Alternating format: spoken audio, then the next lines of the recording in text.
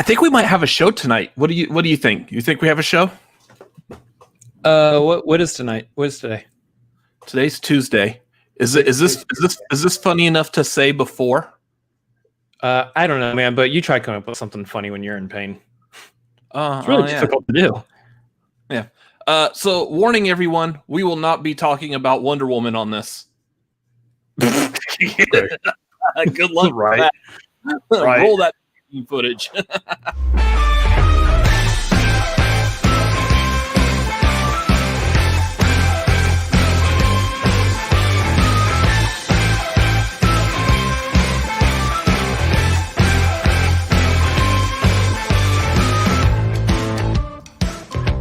What's going on, ladies and gentlemen? It is Tuesday night at 9:30 p.m. Central Time. That means it is time for the tagline. We are the Cinefanatics. My name is Robert Adams.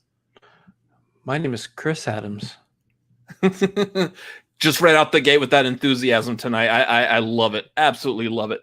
Happy holidays, y'all. It's been what, a couple of weeks or so, I feel like.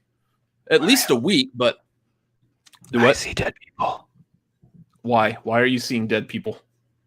I don't know, dude. It's a movie thing. Or a movie channel. Anyways, it's been a couple of weeks since we've had this, or at least one, or it feels like a couple of weeks. So again, happy holidays to all y'all. Hope everyone's Christmas or holiday of choice was celebrated very nicely, very safely. I hope everyone enjoyed it. And hope everyone's going to have a happy new year because, good Lord, we need one at this point. And I hope none of y'all have the Rona. Oh, good Lord. I have the Rona. Yeah. Oh, right off the bat, we got Tyler. Hey, guys, what's going on, Tyler? Hashtag Draft Cinefanatics, hashtag Smash Cancer. Fantastic. And K-Wolf. K-Wolf is joining us. Salute, gentlemen. Thank you, K-Wolf. Who else is here? If anyone else who's here, sound off in the chat. Let's see how y'all are doing tonight.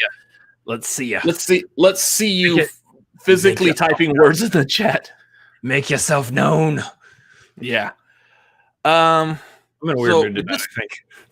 Yeah, it's kind of, so here's the thing. Those of y'all who've been following us on Twitter, Instagram, well, maybe not so much Instagram because it's really just a picture. It's usually like a thumbnail. I will be fixing that pretty soon, but details of that later. Those of y'all who've been following us on social media knows that we've been going through some little bit of rough and rocky patches lately. Some of it, I mean, some of y'all know why. You can kind of infer, and I don't necessarily really want to talk about that right now.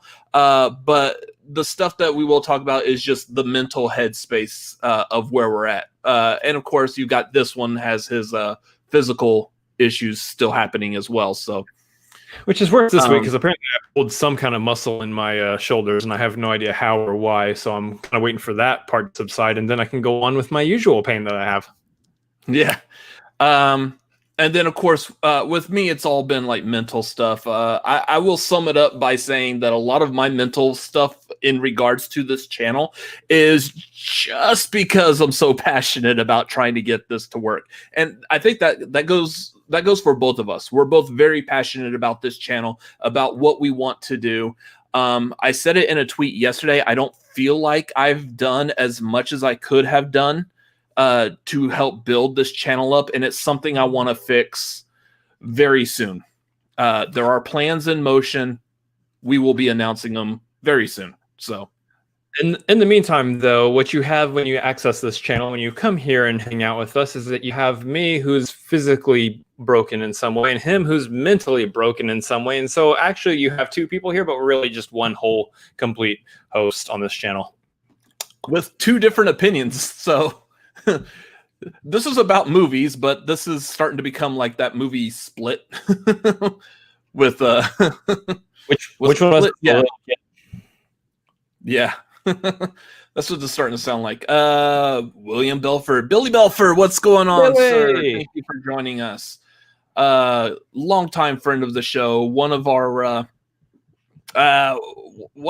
like first, like, I guess, fan interactions with going through the Schmodown. popped up in our Houston live vlog, and it's so great. I also like trying to figure out sentences halfway through while I'm saying them. Yeah.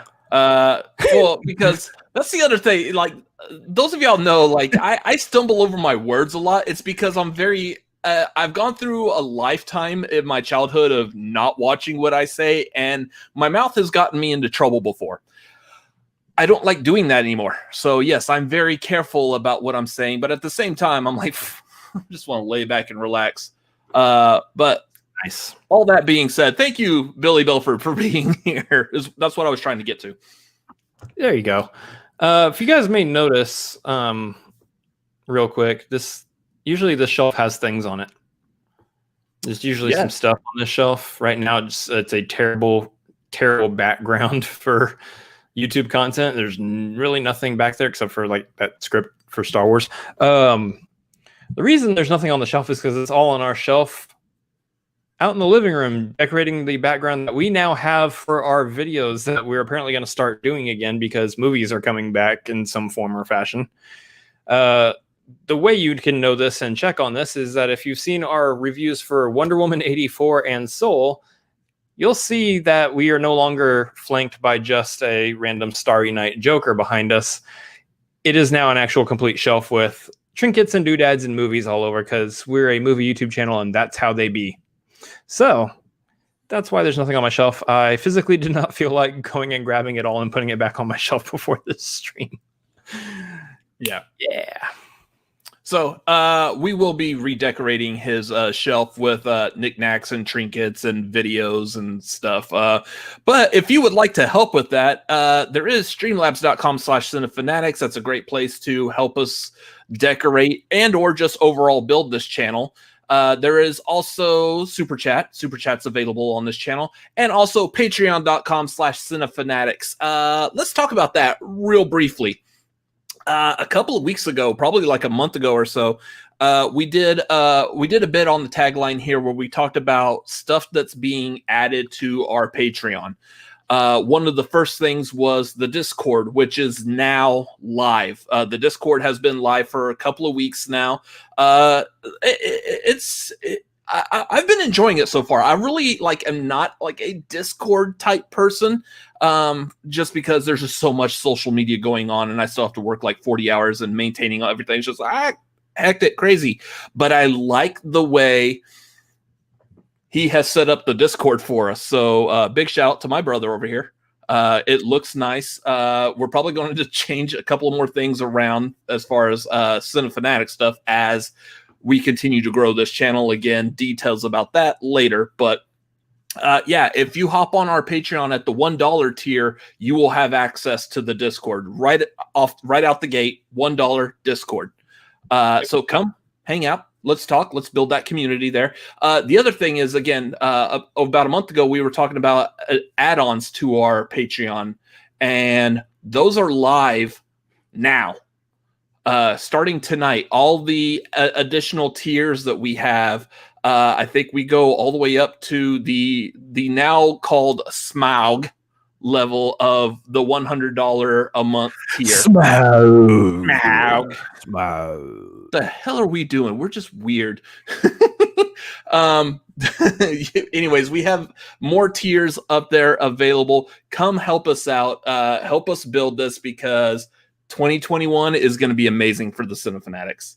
And I'm not taking no for an answer on how big this channel is going to grow. It's the calendar year of the Cinefanatics. That's what 2021 is. Yeah. So I'm okay. No, go check out the Patreon, guys. I updated everything on there.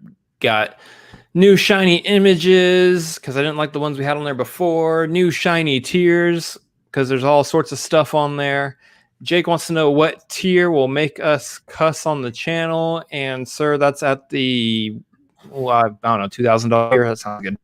That's at the $2,000 tier. We will say whatever you want pretty much at that level. So it's not a real level on Patreon because I don't know if you can make a tier that high. Maybe you can. Yeah. I don't know. But you can do a $2,000 Streamlab donation and I'll say whatever you want. So I mean, I'll probably do it for like 100. I don't know. Shut up. That's not official. We'll do it for 500. That's my final offer. This is a bidding war now. We're going to talk about movies at some point. Yeah. So anyway, that's all the fun stuff we have going on. I know we delivered it in such the most emphatic way possible that gets you all energized and excited for all of it. But we promise you, when we're not tired from working all day and tired from being physically injured my whole life, apparently, we will be energized and excited about all of this because, again, 2021 is a big year, and it's a big year to get excited too. So let's talk about movie stuff. So before we dive into movie stuff, I do want to touch upon real quick the movie trivia Schmodown. They have released a list of people who are joining the draft. Something that I want to point out on this list that I am a huge fan of. Y'all, some of y'all may have seen it before because it was like back in May, I believe. We had Sean Chandler join us on the tagline here. We talked about movies related stuff because that's what we do on this channel. We all talk about movies way too much. Yeah, a lot.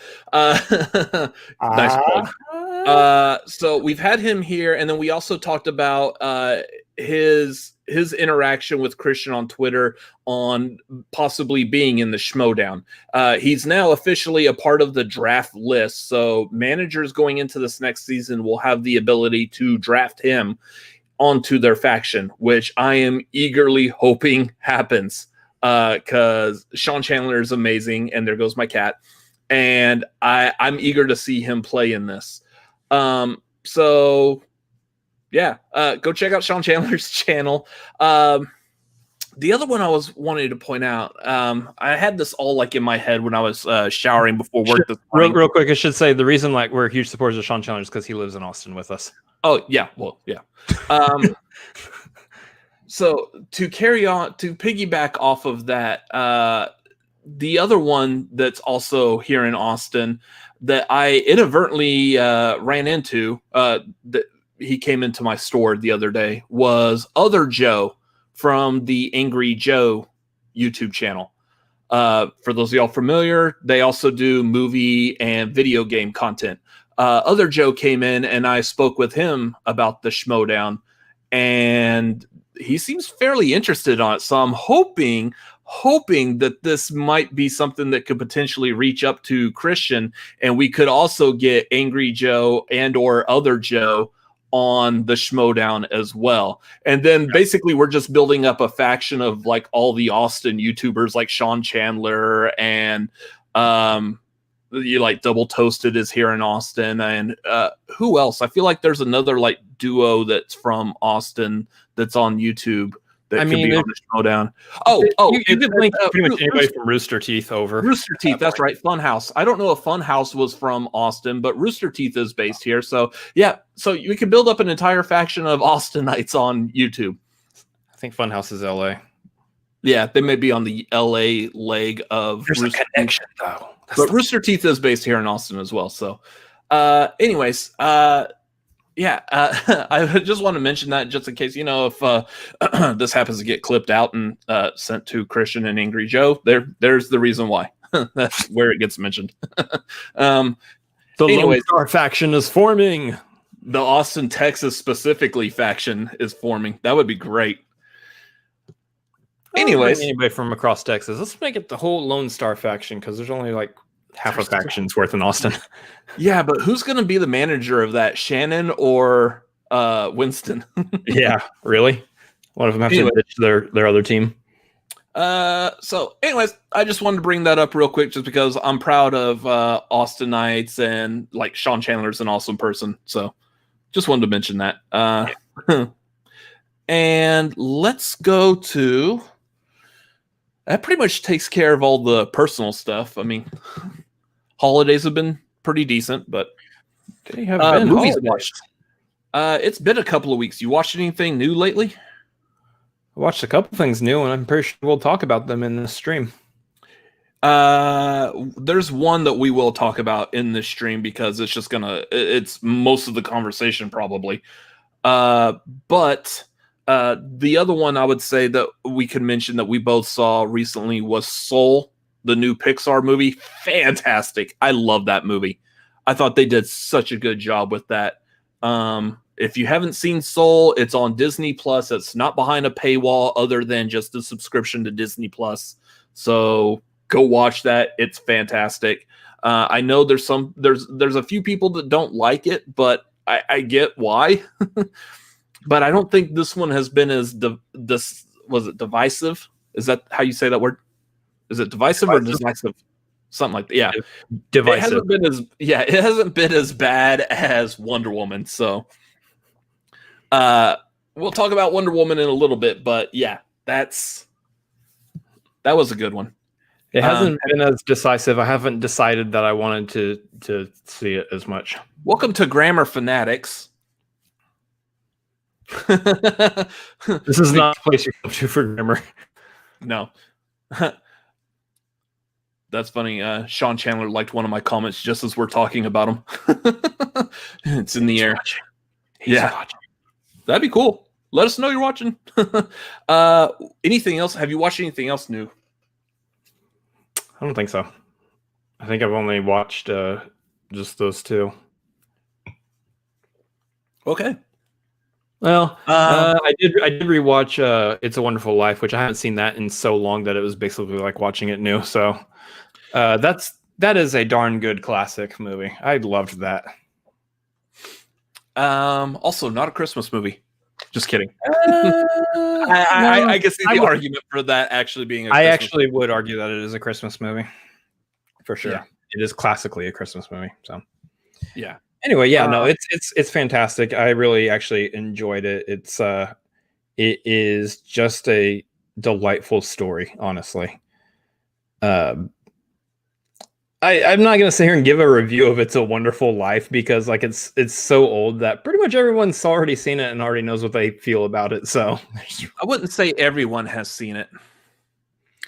Well, some people have the attention span of a moth, and everyone else has seen it. So I have tried watching that multiple times, and for some reason, most of it's probably just because of time and not because of lack of focus. I haven't been able to make it through that movie. So, and since Christmas has already passed, and it definitely is a Christmas movie, probably we're out on it getting watched this Christmas season. So I will probably do it. I'll try for it again next Christmas season. But I watched it on the 26th. You can still watch it.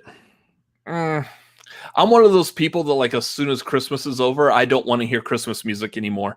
Unfortunately, where I work, they are still playing Christmas music on the radio, and I have no control over it, and it's driving me bonkers. So, it was a reference to the first thing that popped in my mind. Jake, you got a problem with that? Come on, man. I don't mind watching stuff that's in black and white. I'm a big fan of that Kevin Smith movie, Clerks. I'm also a big fan of like older movies as well, so it's not the black and white thing. So I got you to 12 Angry Men, and that one's a dang good classic also. That was a good one. Yeah.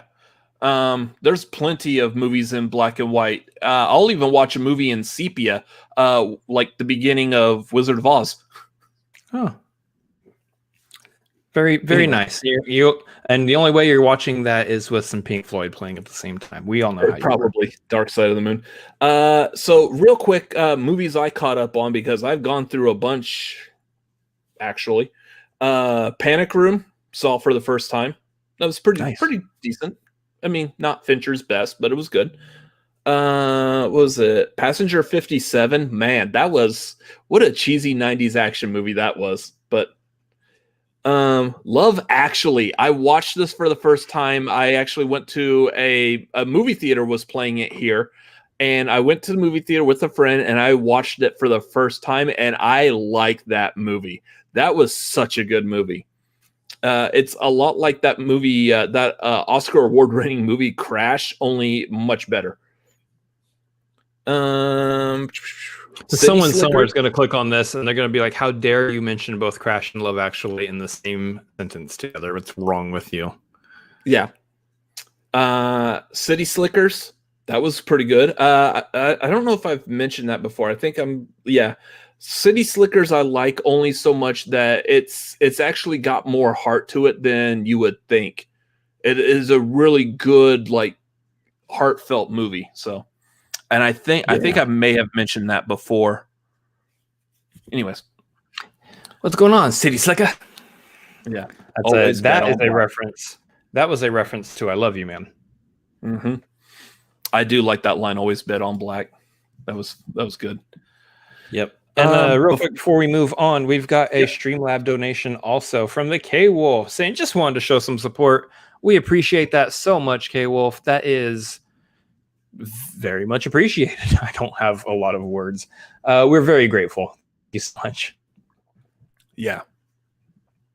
Anyways, that's it for personal movies that we've watched. Let's talk about some movie news. Right off the bat, let's go first into talking about the reviews for Wonder Woman that are out. This is kind of crazy. Like, all the reviews before this movie came out was like, they knocked it out of the park. This is a great movie. Another fantastic job done by everyone involved, because a lot of it was the same crew that worked on the first Wonder Woman movie, which, like we talked about in our review, and pretty much almost everyone else is saying, the first Wonder Woman movie was fantastic, except for maybe like that little bit at the end. The Sir Patrick David Thewlis as Ares is a little weird, but other than that, the movie's great. Wonder Woman 84. Wow. I mean, you're gonna get more of a detailed reaction from us, obviously, in our review, which we would definitely point you towards. But basically, to summarize, the thing about it though is what's happening is online we're seeing a bunch of, I guess, like toxic reviews is what I would call it, where people are just straight up trashing it, and they're doing it in such a mean way. Like, if you liked Wonder Woman 84, you're just a weird person. You can't be a normal human being. Like, y'all got to come off of that. Like, I said in the review, I thought it was a fun movie. I can understand liking the movie for certain aspects.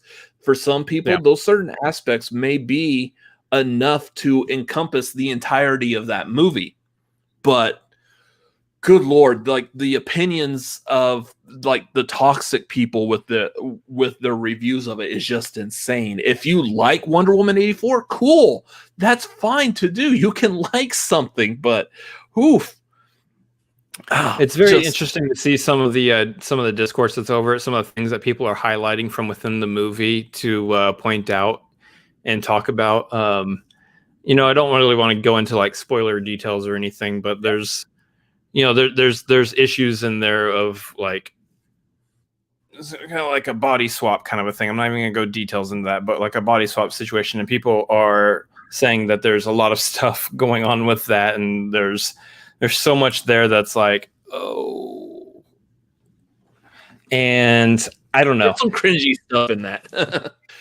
When you really think about what's happening, the quantum leap factor of it, there's some cringy stuff in there. I will say that I can understand their arguments at face value, and I get it and it makes sense, but it stops where I'm saying, hey, this is a work of fiction.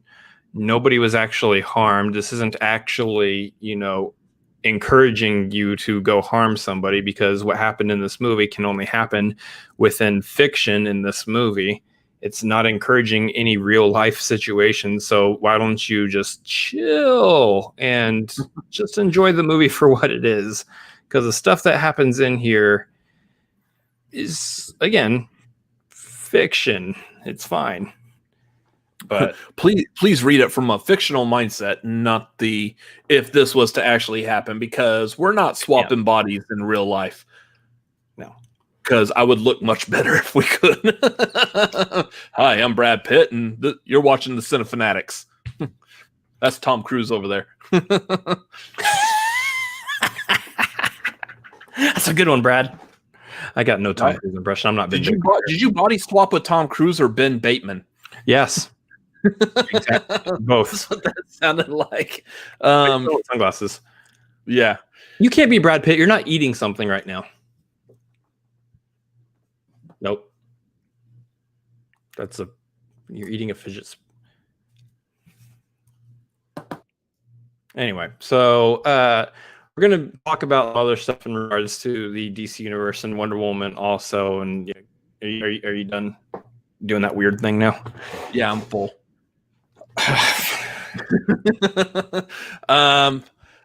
So how was, given all these reviews and the fact that Wonder Woman was was the first of a series of movies that HBO or DC Warner Brothers is planning on sending first run movies to HBO Max for this next year, how was Wonder Woman's box office?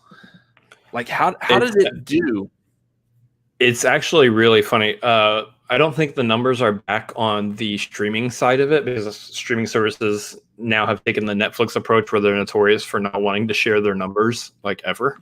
Yeah. I think they said like a good portion of the subscriber base, at least like half the subscriber base actually checked it out. So that's probably as close as we'll get to hard numbers for right now. So what it sounds like to me is that that's a pretty good amount of people because there's a pretty good amount of people subscribed to HBO Max.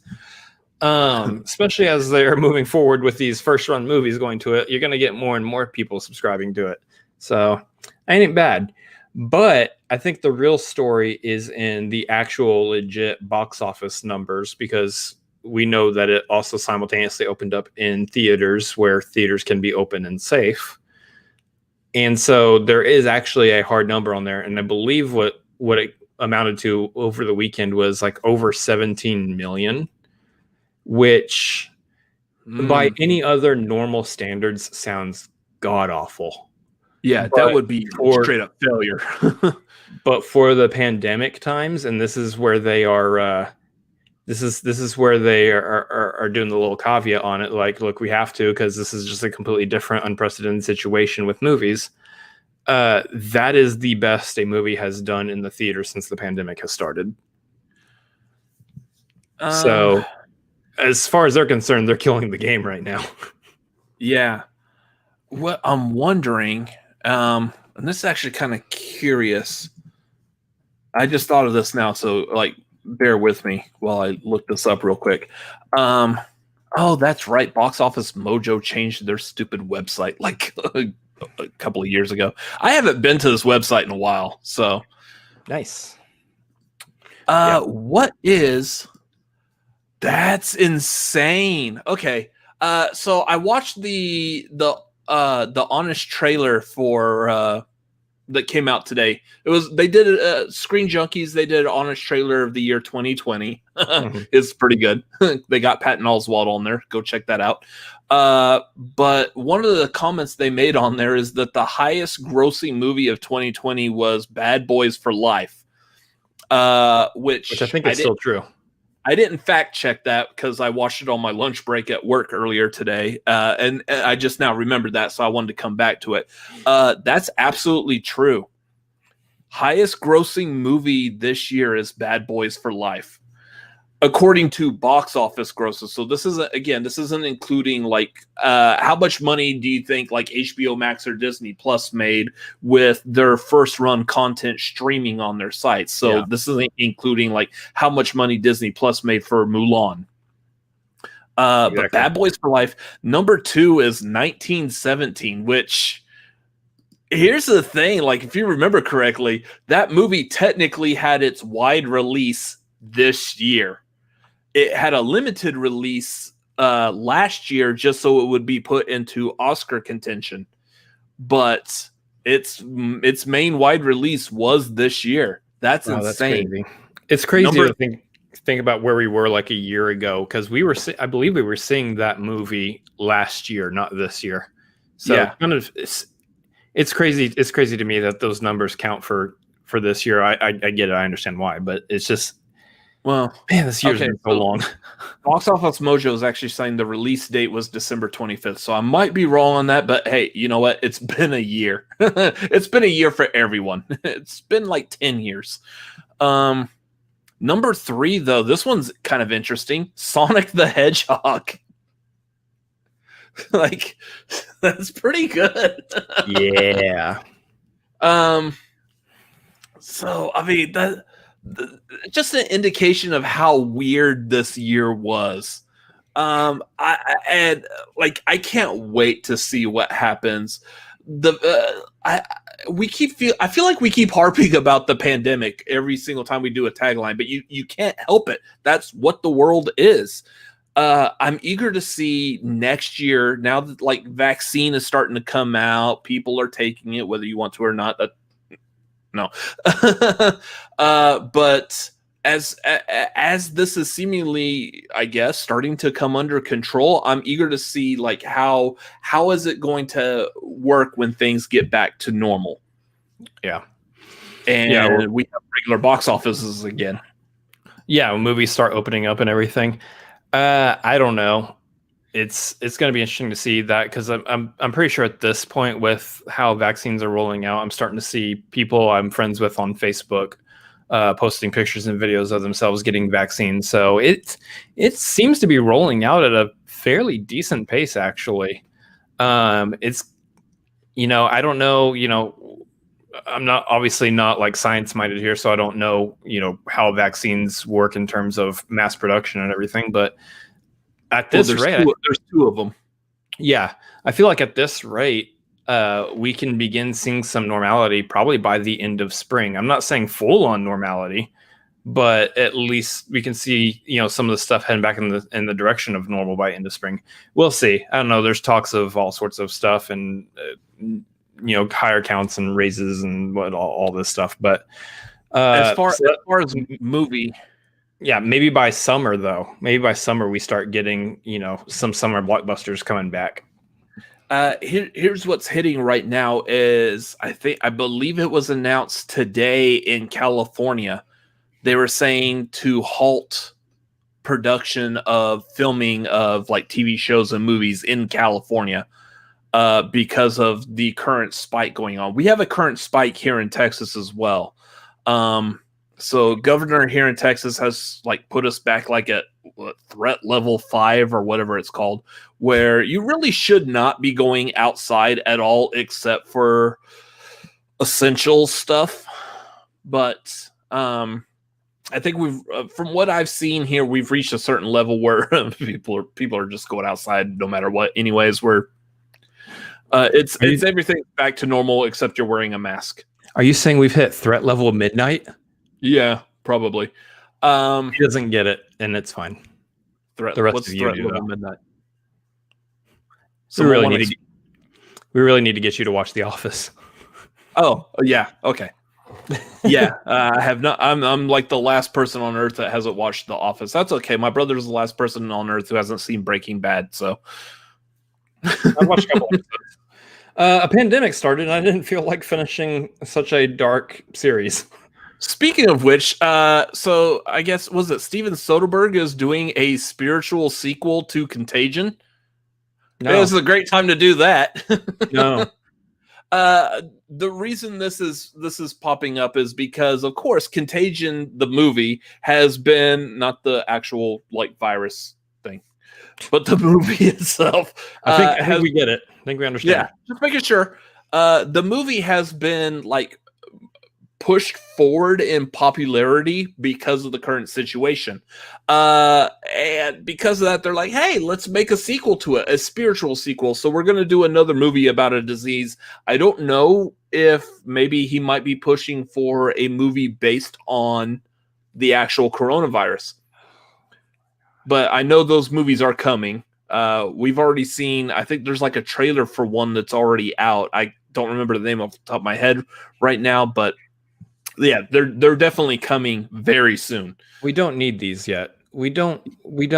Like, I know Hollywood sees, ooh, goldmine, jump on this. Be the first studio to get a movie out about it. No. Is this in poor taste though? Is it in poor taste to already be pushing movies for this? I mean, if you want to color it that way, I guess, sure. But I think there's just a large disinterest because that's movies, for better or for worse, are supposed to be an escape from reality. I'm not Mm-hmm. going to a movie necessarily to sit down and look at the very real world I'm currently experiencing portrayed on the screen right in front of me.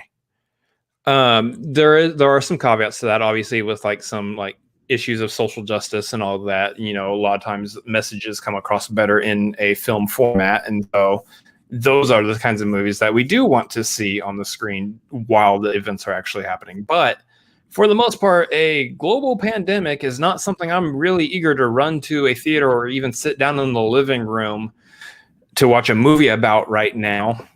Like, I'm still living it. Because I'm still living it. So I was looking real quick, and for example, the movies United 93 and the Nicolas Cage World Trade Center both came out in 2006. And for some reason, I felt like those were actually like closer to 2001. Both of them about the 9/11 terrorist attack. But I thought that they were closer to 2001 because I feel like I remember when United 93 specifically came out, my thought was, wow, this is way too soon to be doing a movie about 9/11.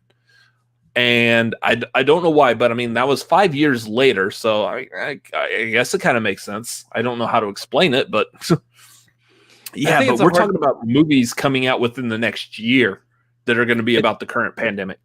It's a hard balance because through our lifetimes, the two of us have not experienced major events up until really big major events that would immediately get movie recognition up until 9/11.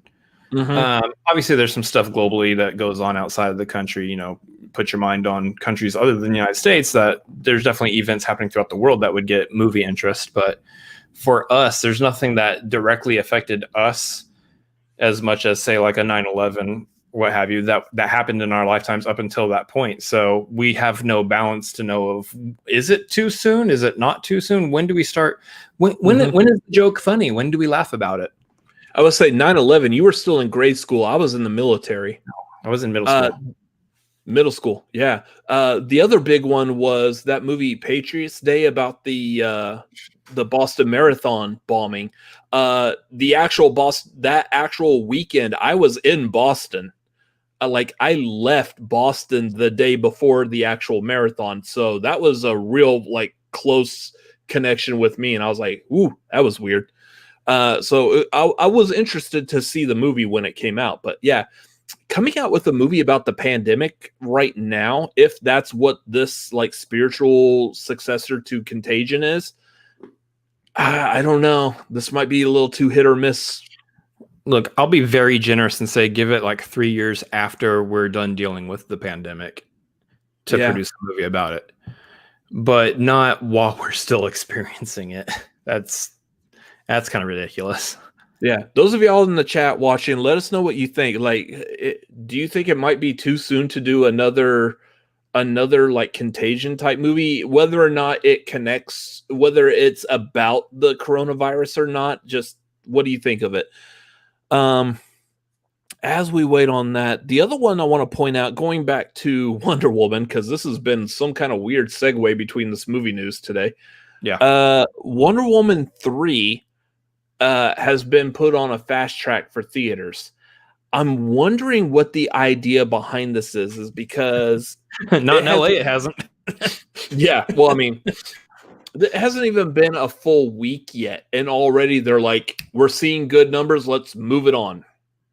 Yeah, I don't know. I think part of the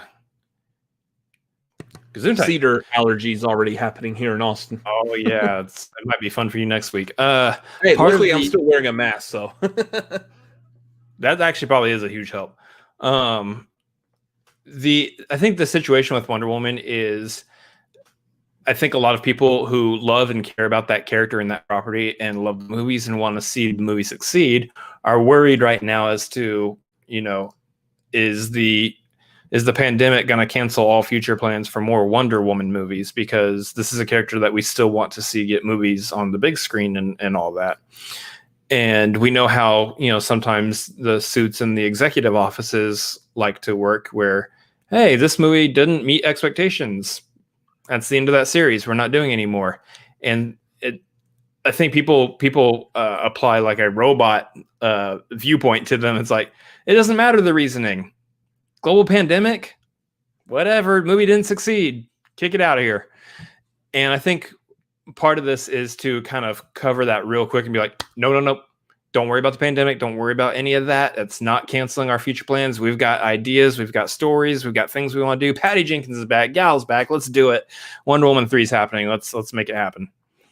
And I mean, for me, like that does relieve a little bit of tension in terms of what do we expect from these movies that are releasing during this time, and do we still expect them to receive sequels and whatnot? Despite my opinion of Wonder Woman 84, I very much am interested in a Wonder Woman sequel, another Wonder Woman movie, provided, of course, probably Jeff Johns isn't part of it. And then, of course, we'll hopefully have a good movie this next go around, one that we like. So maybe and that's the thing to keep in mind with this is the opinion of people who dislike this movie. It's not being disliked because we're in a pandemic. This is the movie that was supposed to come out this past summer.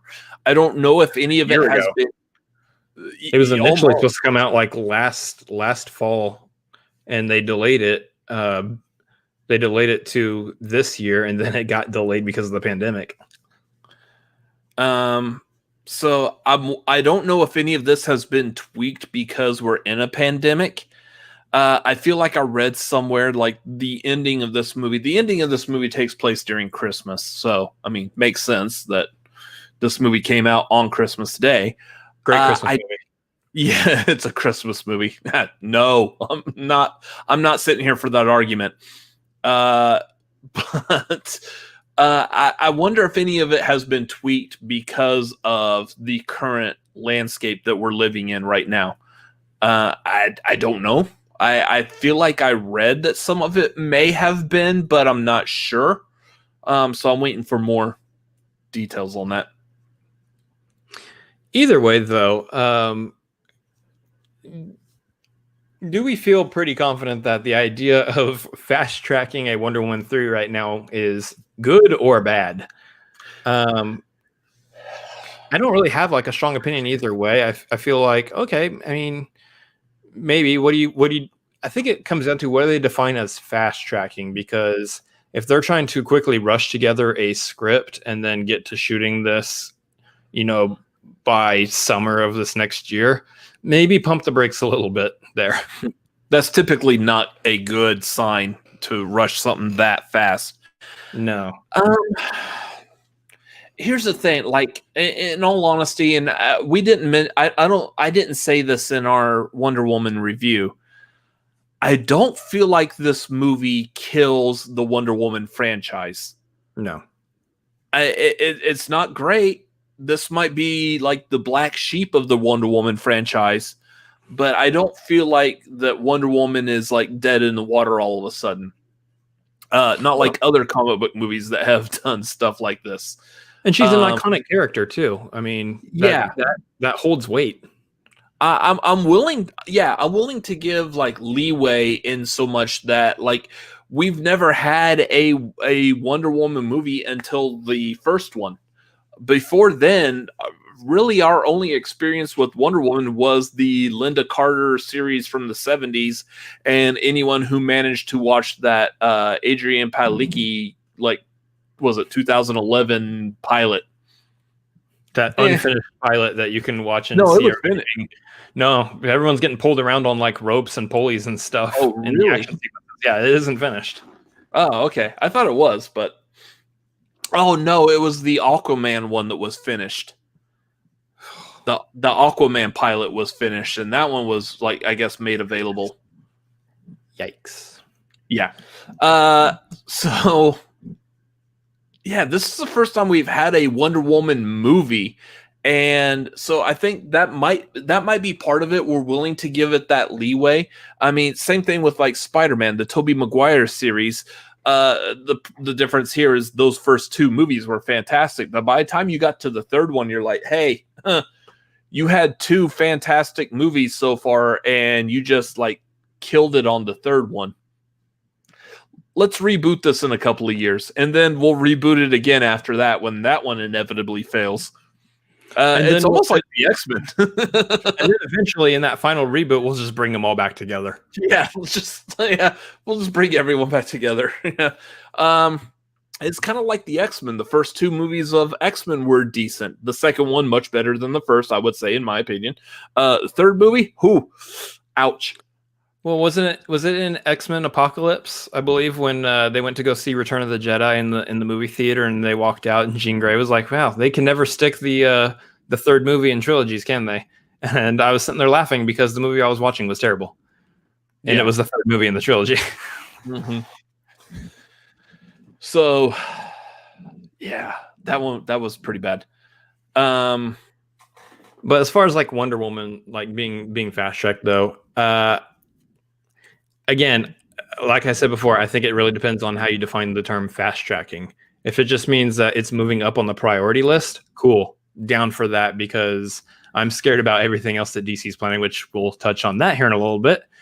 For the most part, though, I'm Wonder Woman's an established property. If you want to move that to the top of the list right now, by all means, that's good. But if you're saying, hey, we want to pump this out, get the script done tomorrow and all that, no. For me, the scripting on Wonder Woman 84 was the issue with it.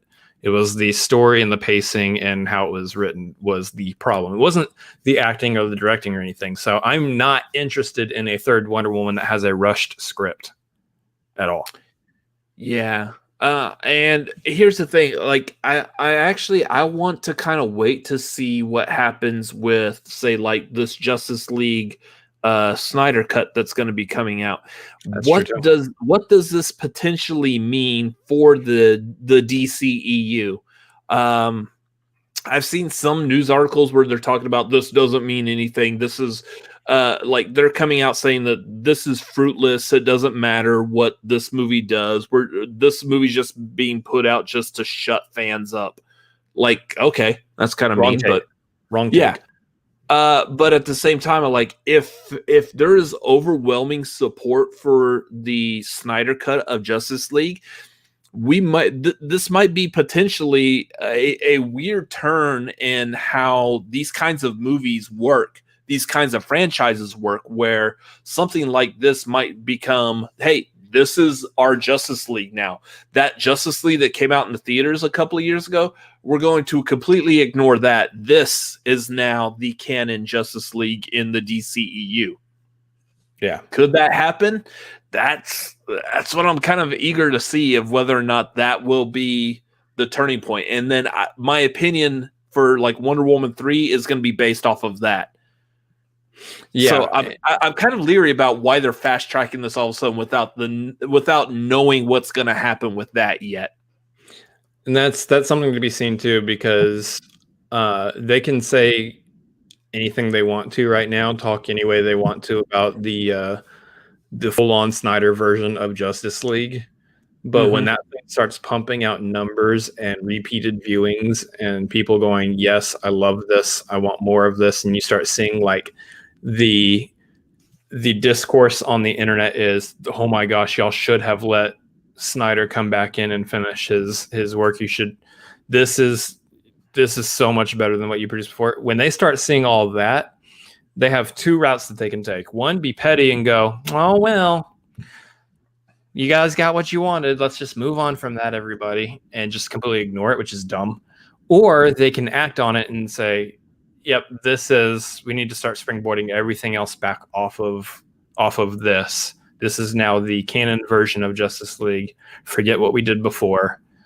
The Snyder cut is the actual cut of Justice League, which that would be fascinating if that's what happens, because then it puts a dangerous precedent on, well, maybe the fans are always right. And I guarantee you I've seen times when fans are not correct. But it comes in the balance of sometimes there's situations where studios are not correct. So I don't know. Well, I think DC does need to kind of slow down on any thoughts they have until after they see how the Snyder Cut performs, because there's a lot at stake in regards to the story that was present in that movie and what it could mean for our future stories. Mm-hmm. So next on the DC train. Let's see. I know this is all like about DC now. Let's go back to like what's really kicking off. I feel like this discussion is Warner Brothers has announced that they are planning on 6 DC comic-based movies in a year. I think they said starting by like 2022, 2023, they want to get to the point where there's 6 movies per year. 4 of them will be theatrically released. The other 2 will go straight to HBO Max. That's a tall order, especially like right off the bat. When you got to compare DC to Marvel, because that's the way the comic book market has been working ever since like the 50s, 60s, 70s. DC versus Marvel. Marvel has been they've gotten to the point where they could do like maybe 3 Marvel MCU movies a year until this year, and then they just completely dropped off and no Marvel movies this year. Right. No. That's not fair. But yeah, 6 DC movies in 1 year. I think that's kind of ambitious. I think I don't feel like I've ever seen a moment in maybe film production history in terms of what a studio is thinking and planning outside of maybe like the Dark Universe, where the situation has been a bright and shining example of putting the cart before the horse, which is never a smart thing to do. Again, look at the Dark Universe. And I'm kind of worried now that this idea that, hey, we're just going to do 6 films a year. DC has a bad habit of doing this. Warner Brothers has a bad habit of doing this with DC, where they just announce movie after movie. We're going to do this movie. We're going to do that movie. And then when their next movie in the line doesn't live up to the hype or doesn't succeed as much as they want, they have to quickly backtrack everything they already announced. Like, we're supposed to get a Green Lantern Corps movie at some point. That we're supposed to get a Cyborg movie at some point. I'm sure Man of Steel 2 was actually considered somewhere along the line. And you're seeing how long it's taking for that freaking Black Adam movie with Dwayne Johnson to happen. I think they're going to start filming that, or they have started filming that. I don't know, but it's been like 10 years since they announced it. So I have no confidence in Warner Brothers announcing we're going to start doing 6 DC movies a year. I like their breakdown where they are dedicating certain ones specifically to HBO Max. I think that is a fun idea to kind of integrate what you see in the theater with what you can see on HBO Max, and these stories are combined and all of that. Might not be fun for people who don't have HBO Max and don't have plans to get HBO Max, but if they cared about it, then that's the situation. The thing with those movies is by doing this, and it's what we've talked about before, is now we're setting up the HBO Max or your streaming services are becoming the modern day direct to video, direct to DVD type of movies. Or at least that's what originally it could have been. There's been movies that have gone direct to streaming. Even this year, I'll name 2 off the top of my head. Palm Springs and American Pickle were fantastic movies. They were great movies. I gave them a very good rating when we reviewed them. Of course, we reviewed them on the tagline and not on their own review video. So yeah, there's my point exactly. But streaming, just because it's going direct to streaming, doesn't necessarily mean it's like straight up crap. And that's the new era that we're living in as far as movie releases now. The thing is the press release or the news article I read about this earlier, they pointed out movies. For example, going straight to streaming would be like the Batgirl movie that they have planned, or the Static Shock movie that they have planned. What it's telling us is that we don't have faith in these movies. We have enough faith to potentially make a movie about it, but now that the option for it to go to streaming is available, that's where our faith stops. Yeah.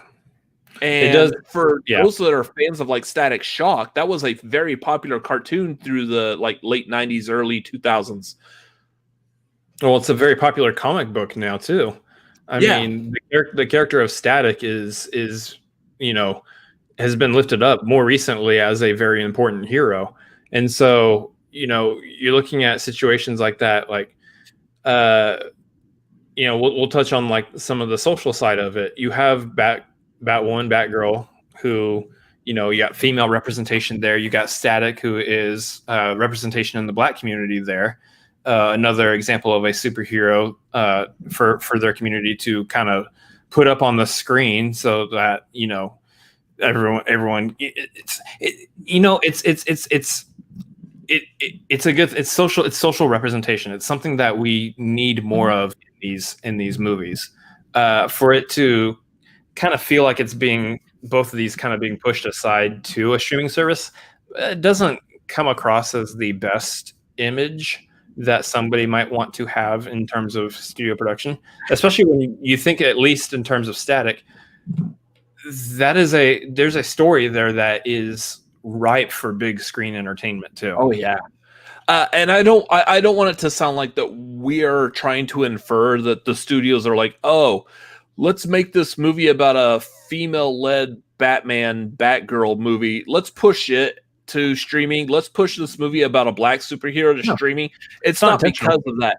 I when I first heard of this, I read it completely as like, these aren't your Superman, your Batman, your Wonder Woman. It's not your top tier characters that the comic book companies were known for. You wouldn't push Spider-Man to a streaming service. There's two different ways to view it though. I'm not saying that the studio or the companies are thinking about doing that intentionally. What I'm saying is, from a representation point of view, the individuals who care about it from that perspective, care about those properties from that perspective, are going to feel like, wait, is our story not good enough for the big screen? Is that not something that? And it's not what the studio intentionally does, but it's how it comes across. Yeah, and that's really important. And that's the thing. Going back to the whole idea of like direct to DVD, direct to video movies, when Blockbuster Video was the popular place to be on a Friday night when you have a family. Yeah. That wasn't a thing to think of. We weren't at that time in this world that no one was looking at, oh, well, you've got this particular movie that's highlighting this particular demographic and it's going straight to DVD. You mean to tell me that particular demographic's not big enough? No, they didn't have faith in that movie. No matter who was in it, just the movie itself.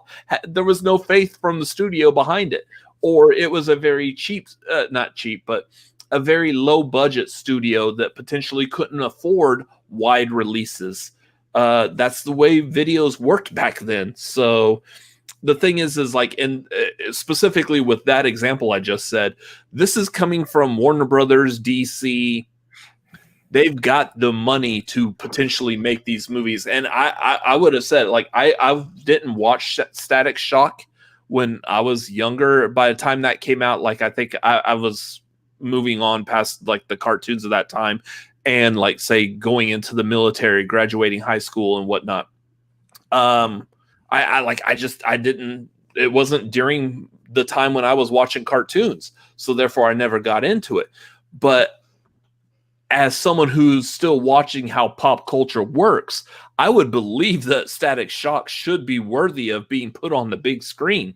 Like, given his powers, the special effects that are going to be needed for that movie, I want to see that on the big screen. I will go see that movie if it's on the big screen. Like, I get it, and it makes sense. I think that the HBO Max side of it does need to keep to, more of the maybe C-list heroes. Yeah, you look at the situation though, is that if Marvel Studios did that, maybe we wouldn't have gotten Guardians of the Galaxy on the big screen. So there is an argument to be made that there are some C-list heroes who actually could fare pretty well on the big screen. But somebody like Static Shock is maybe like B+ at worst at this point. I would compare Static to like Miles Morales in Marvel. Yeah. Yeah, somebody who has gained more popularity over recent years and just definitely deserves a big screen shout out. I understand. I get like a Batgirl. I said what I said earlier, but I understand like a Batgirl specifically going to like an HBO Max because Batgirl in terms of like the Batman universe isn't as big of a story. But like, if that's the case, then what other movies are we seeing on the big screen? Are we seeing like a Power Girl or something on the big screen? That kind of stuff. Or Batgirl's always been a secondary character to Batman. Yeah, if they were to make a Robin movie, I would expect it to go this HBO Max route also. Or I would just expect Robin to be like a secondary character in a Batman movie, like I would expect a Batgirl to also be typically too. So I don't know. It's this whole situation is very interesting. I really want to like speak more into the hey, we're planning on doing 6 movies a year. Like what? Again, very, very ambitious to be able to have that many productions going on at once. And the thing that makes me leery about it is, for the most part, what makes the MCU successful is Kevin Feige. Mm-hmm. Kevin Feige's like got his hands on these movies. He's in control, absolute control of the MCU. We don't have a Kevin Feige for the DCEU. In most of these, when movies are coming out, like you mentioned the Dark Universe earlier, most of these movies that come out as like, hey, we're going to present to you another franchise movie universe here. I'm not hearing the showrunner, so to speak. I'm not hearing the one focal head that's going to get that entire series encompassed and pulled together. I'm hearing that this movie has this producer, this movie has this producer, there's this director, is this a thought, feeling, opinion, this writer, this, like, too many hands in the cookie jar. And I think that's what DC needs, is that one focused focal person for it to tie into, to be successful. They were initially, like, way back in the day, going to set up Zack Snyder to be that individual. He was going to be the one that kind of sees, he will like executive produce everything, and he'll see the main storyline through of the DCU, and it's like Jon Favreau. I guess, yeah, but coming from a director into a producerial role. Mm-hmm. I think what it is that they just have somebody who's dedicated to the characters as they've been portrayed in comics. Kevin Feige is dedicated to the characters on the Marvel side as they've been portrayed in the comics, faithfully adapting them to the screen. Somebody who is just solely interested and passionate about how are we translating these characters from comic to screen, and then what is the overarching storyline that we're building with each of these movies. And that's the person that DC needs. That is what Kevin Feige has done for Marvel. That is what DC needs at this point.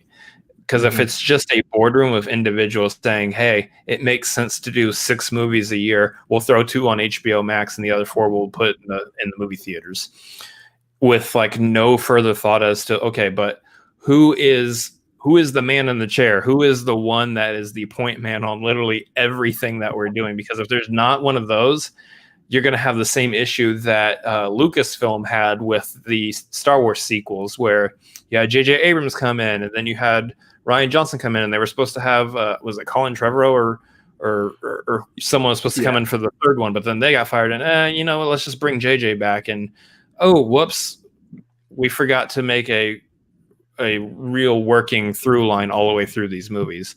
And for Star Wars, I would have said Kathleen Kennedy, but yeah, and then that's the situation. But what I'm speaking to is that for an expansive universe of various properties like what the MCU is and what the DCU is trying to be, there absolutely has to be someone point manning over everything. Otherwise, you're going to have a complete jumbled mess. And I don't feel confident in the 6th movie a year not being a complete jumbled mess from the start. Especially not with what DC has shown so far, where only a handful of movies can be considered decent or good. Yeah. It's a large problem. Yeah, and that's why I think, like, here's the thing. If you were telling me that Marvel has announced that they're going to do 6 movies a year, I'd probably believe it, and I'd probably be okay with it. Now, granted, the stipulation is they're doing 6 movies a year, and 2 of those 6 movies are going to go straight to Disney Plus. So kind of following the same format.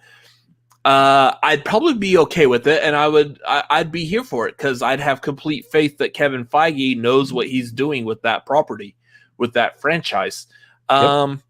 I don't think DC. This is unfortunately this is what I think is happening with DC. They were too quick to rush into Justice League. They were too quick. Basically, they wanted to have their Avengers out there in front of your eyeballs, like right now. Capitalize on what Avengers has done for Marvel. They wanted it for themselves as well. They didn't take the time that Marvel did. Marvel did the slow build up to Avengers. And when we finally got it, going from, like, was it 4 years later? Iron Man came out in 2008. Avengers was 2012.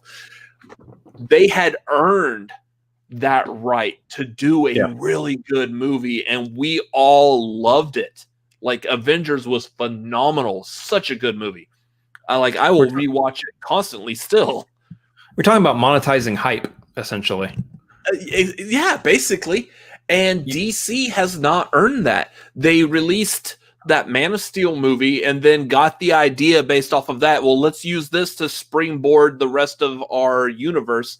Then they put out Batman versus Superman. They put out Wonder Woman, and then they put out Justice League. Like, they skipped over a whole bunch. Like, they should have put out a new Batman movie. I understand why they didn't, because we had just finished the Christopher Nolan Batman movie. So, kind of weird just cranking out another Batman movie real quick. So, they shot themselves in the foot with that, basically. The Christopher Nolan movies are great, but I think the issue and the reason that you're seeing a difference here is that Marvel, at this point, we'd be completely fine with Marvel saying we're going to do 6 movies a year, based purely on the fact that they have earned our trust over a decade now. DC has still not kept us going movie after movie, being, these fantastic films like Marvel has done. Which I know saying that on the internet, on YouTube, is going to get us all sorts of dislikes on this video later on if those people tend to want to hop on and find this and our discussion on this. But dislikes mean exactly the same thing that likes do. It's no different. It helps us. Either way. We prefer likes because you're hurting us, but you're helping us. Yeah. So, and that's the thing, though. Like, at some point, you have to admit that the narrative structure of the bulk of your movies, not all of them, DC does have a few in there that I consider actually really good. I do enjoy Man of Steel, and I do enjoy the first Wonder Woman movie. At some point, though, you have to admit that some of the choices you made in these films or how you've written them isn't quite up to where it should be. It doesn't quite do honor to the characters that you're trying to portray. And I think that's what Marvel's done really well. So when it comes to this 6 movie a year situation from DC, I'm currently very apprehensive about it. Yeah. I don't know. With Marvel, we have seen that game plan. We knew exactly what they were doing. They did kind of like the Comic-Con presentation thing, kind of like what we just got with the Disney investors. They've come out and they've told us, hey, these are the movies that are coming out, and based off of those movies, you can kind of tell what their game plan is for their story and how they're building their universe. We don't get that with DC. We had the DC fandom, but they kind of just talked about movies that we already knew were coming out anyways. They didn't introduce anything new, any new ideas, new concepts. Yeah. There was no real, it just kind of fell flat. And that it's that kind of thing that I don't have faith in this. I don't want to be negative. I love DC Comics. I grew up as a comic book fan, so I love Marvel and DC. I want to see DC match the level that like Marvel's doing, and I want to see them be just as successful, because I want to be able to say I enjoy their universe just as much as I am enjoying the Marvel universe.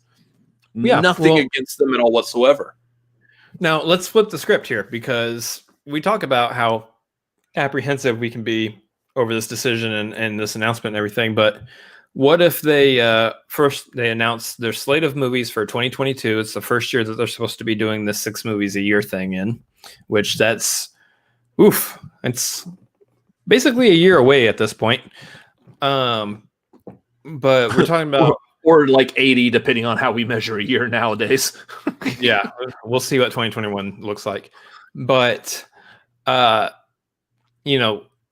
first movie out of the gate, whatever it might be in 2022, we look at that movie and it's actually fantastic. Nailed it. Nailed the character. Perfect. Now, all of a sudden, we feel a little bit better about what else is coming out. Now, let's say, what if by chance they nail all of 6 of those movies for 2022? Now all of a sudden this looks like a good plan, and 2023's movies we're excited about. And if they actually get on the track like Marvel has done from the beginning, and all their characters, all their stories are good, we look back at this video where we're sitting here saying, this doesn't seem like a good plan, this doesn't seem like a good idea, and we go, if only they knew what was coming. Mm-hmm. The only thing I'm worried about, though, is the individuals who are a part of the DC creative team right now. Like I slyly mentioned Jeff Johns earlier. He's one that has been consistently a part of scripts that weren't so good. If you go back and you look at, the first Wonder Woman and then this one, I don't believe that Jeff Johns wrote the first one. He might have actually, from what I hear, I believe, and this could be completely wrong, so take it for a grain of salt, but I believe he rewrote part of the first Wonder Woman. I bet you could probably figure out which part. The ending. Ending. That's what I hear. But he did have a hand in writing this one. Now I know that Patty Jenkins did also as well, but I don't really put the blame on her as much as Jeff, because we've seen his writing in, say, like Batman versus Superman, and kind of these other I want to say he maybe had a part of Suicide Squad too. I can't remember, but he was the executive producer. Yeah. So there's decisions being made, whether it's writing or whether it could be just him in producer standpoint, where a lot of people are having issue with the creative direction that he's taken, which I would expect a lot, because he comes from a comic book background as well. I know that he's written a lot of comic books and stuff too. So I don't know, I feel like if somebody isn't, if maybe the common denominator for a lot of these movies is somebody who isn't, living up to your expectation, maybe, all right, first thing we do is kind of go in a different direction. And I think that just comes back to what we were talking about. We need a Kevin Feige for the DC universe if we want the 6 movie a year thing to work out very well. Yeah. Yeah. Anyways, that's the future that we're looking at right now, and interesting to see where it goes. But once this pandemic ends, the pandemic of DC begins. Haha, I went there. All right. That's the thing. Like Marvel has had a clear, concise direction. They've changed some things up a couple of times. Like, of course, their movie slates changed once it was official that they had the ability to add Spider-Man to Civil War. There's been small changes like that have happened. The slate changed again when Disney acquired Fox. So stuff like that has happened, but they've still had like a direction they were going. How long have we heard that this Black Adam movie is being made? Yeah, that's what I said earlier. It's been like 10 years. It's been like a decade. So I don't know. It would be nice to see some kind of direction, some kind of focal control, but they don't have my faith so far. And I'll still watch the movies because, again, DC fan, but care about the characters. Yeah, absolutely. But I don't know. I think that's gonna right. Any of y'all in the chat, y'all got anything else to say about this, like DC movies? What are your thoughts, feelings, opinions of DC movies? Let us know. Drop us a comment in the chat about it. That's roughly the movie news for tonight. Start wrapping things up here. It's been very, very light lately with movie news ever since the investor meeting in the Warner Brothers talking about everything going to HBO Max. Those were like the two huge like bombs of information, and then after that it's quiet. Well, yeah. Also, we've had the holidays in here, so no one's trying to develop or announce anything while Christmas and New Year's is going on because no one's paying attention. Essentially, that is true. Yes, very true. Yes. Yeah, if y'all have any other comments, anything else you want to add, again, Streamlabs is available, super chats, just the regular chat. You can type anything in there as well. As we close off, again, if you weren't here at the beginning of this, we've added new tiers to the Patreon. You do have also access to our official Discord that is up and live. Go check out our Patreon. Find a tier that is good for you and hop on that tier because that would help us out a whole lot. This channel will grow this next year. Like I guarantee a year from now, we're going to be doing the tagline and we're going to have, I don't know, close to 100 people in the chat during one of these. I'm very ambitious with this. I love your optimism.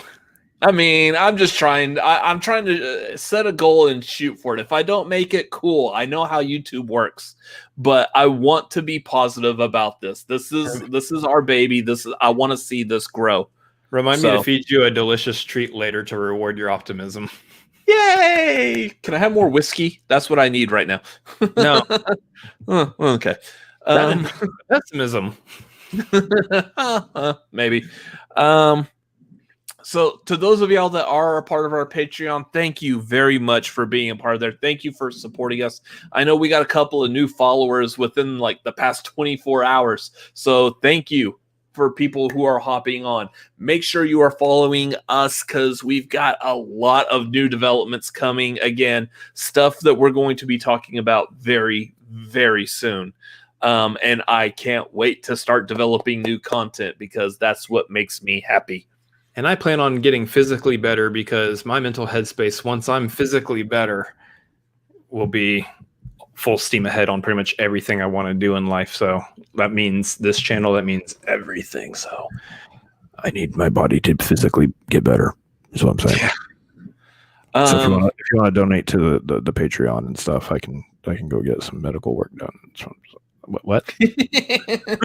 Yeah, there's an actual reasoning behind this. It's also because of this. Again, I feel like we've pointed this out before, but if you're used to seeing us in our dining room with the blue curtain behind us while we're sitting in a chair and not in a StreamYard format, it's because of him. Just blame him for this. It's all his fault. It is actually easier for his neck and back, given the injury that he has, for him to be sitting in that particular chair. Yeah, well, I know you are taking a break from that by leaning forward, but yeah, it helps him to be sitting in that chair. So Those of y'all that know, like a month ago or so, we were trying to campaign for people to donate money so he could get that chair. It's been a big, huge help. It's the reason why we're still doing the tagline at the very least from StreamYard instead of like, we can't do it tonight. He can't sit up. I also like to think that we're doing it from StreamYard because it gives us great interaction with our chat, with the people watching. What? And that's what I really enjoyed. I said chat, not cat. Yeah, I know. The cat is chatting. Yeah. Chat interaction, not cat interaction. Nice timing, Lola. So yeah, we're joining up support, guys. We're going to grow this channel, this brand, everything that we're doing here. We want to build a community over on that Discord. So even if you just jump on the Patreon for $1, you get access to that Discord, and you can help us be a part of building out the community of movie lovers and just entertainment junkies and all that stuff over there. So entertainment junkies. I feel like that's a split from another YouTube channel that That was not intentional. They don't own the corner on the word junkies. No, that's that one dude downtown on the corner that that has the junkie term. Good night, everybody. Anyways, yeah, I think that's gonna be about it. Just follow us on Twitter, Instagram, Cinefanatics MLP. There's Robert Adams MLP, Chris Adams MLP. We've got fun stuff planned for this, and 2021 is going to be a blast for us to get into. I'm trying to think. Is there anything else that we need to talk about? Come back Tuesday for the tagline. Oh, you're already here. You know. Yeah. Next Tuesday tagline as well. I'm trying to get like the actual game plan of what we're doing because I want to make that announcement very soon. So because I'm just eager to create this new content. Yep, new shows, new videos, new stuff inbound. But we've got to get it organized because you're dealing with two ADD individuals here, and sometimes we can get distracted. And what was that? Hey, cat. Welcome. She decided to hop on the bed. What was I saying? Anyway, I don't know. I was paying attention to my cat. So yes, we're gonna get stuff organized and worked out and set before we make any announcements. So just keep watching. Just stay tuned because it's coming. Stuff's coming. It's gonna be worth that subscribe. Yeah. So help us out. Do all those YouTube things. Like, comment, subscribe on this video. Share it with your friends. Again, big push in 2021. Make sure you're sharing. We want more. We want to see some new faces. Bring some new faces in for us. Like, I don't care about those first two rules of Fight Club. I just want to see the new faces coming in. The first rule of Cinefanatics is you absolutely can talk about Cinefanatics, please. Just everywhere. Just Cinefanatics. Yeah. Anyways, and then I also hope to reach a day where we're talking about more than just what Marvel and DC is doing, or Disney Plus and HBO, or the pandemic, Yeah. So it's been a thing since we started this show. Again, do the YouTube things, like, comment, subscribe. I believe that's going to do it for tonight. I don't see any new questions, comments. So yeah, thank y'all for watching. Thank y'all for being here, for being a part of this. It's been a blast. Garth is here. There he is. Welcome, Garth. I do like his avatar logo thing. Yeah, it's drawing. Yeah, it's cool. But anyways, thank y'all for watching. Thank y'all for being here. We will see y'all next week. Later. See ya.